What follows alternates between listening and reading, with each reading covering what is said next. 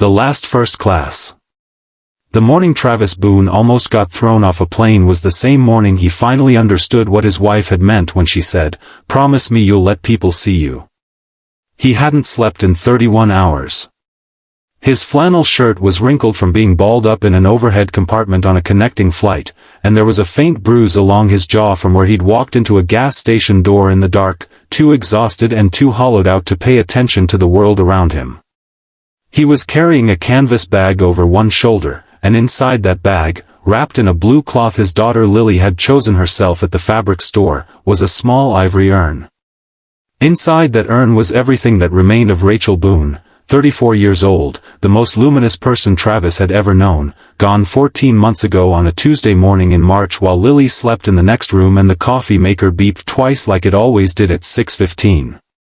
He had saved for 2 years. A coffee can on the fridge, a few dollars every Friday, sometimes more when he picked up an extra shift at the garage. He never told Lily what it was for. She just knew it was their special can, and sometimes she'd drop in a quarter she found between the couch cushions, pressing it through the slot with the gravity of someone making a very important investment. When the day finally came and Travis counted it all out on the kitchen table, there was enough. Barely. But enough. First class. 1 row. 2 seats. Because Rachel had whispered it to him in the hospital, not the cancer ward specifics, not the clinical language of dying, just a soft, clear request. Take Lily on a first-class flight someday. Let her feel like she's worth the good seat. And scatter my ashes at Carmel Beach, Travis. That's where I knew I loved you. He had held her hand and nodded and not cried until he was in the parking garage. If you believe in kindness, in second chances, and in the quiet heroism of ordinary people doing extraordinary things out of love, please like this video, leave a comment, share it with someone who needs it today, and subscribe to Kindness Corner. This community was built for stories exactly like this one. The flight attendant's name tag said Nora, and she had the practiced efficiency of someone who had seen every kind of passenger there was. When Travis and Lily stepped into the first-class cabin, Lily clutching her teddy bear, eyes wide as saucers at the wide leather seats and the little tray tables already set, Nora appeared beside them almost instantly. She looked at Travis's wrinkled shirt, at the canvas bag he held against his body too carefully for it to just be a carry-on, at the dark circles carved beneath his eyes. She made a quiet, professional judgment.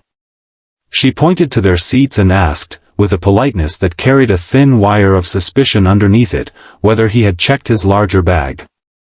Travis hadn't. He explained, quietly, that the bag had to stay with him. That it couldn't go in the overhead bin. That it couldn't leave his sight. Nora's expression shifted. She asked what was in the bag. Travis said it was personal. She asked again. The man in the seat behind them leaned forward slightly, the way strangers do when they sense something unfolding. A woman 2 seats up pressed a hand over her mouth, though she didn't yet know why. Travis looked down at Lily.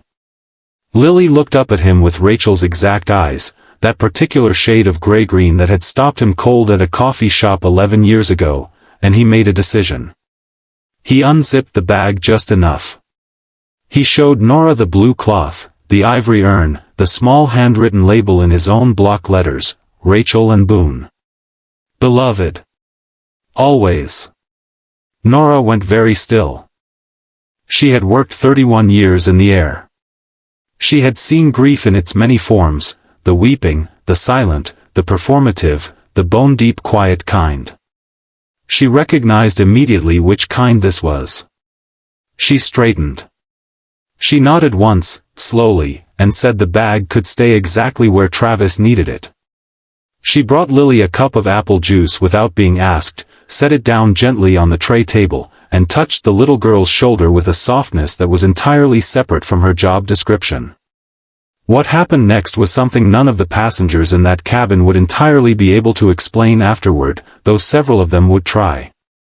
The captain, a silver-haired man in his 60s named Captain Gerald Marsh, who had flown for 4 decades and was 6 months from retirement, came out of the cockpit before takeoff.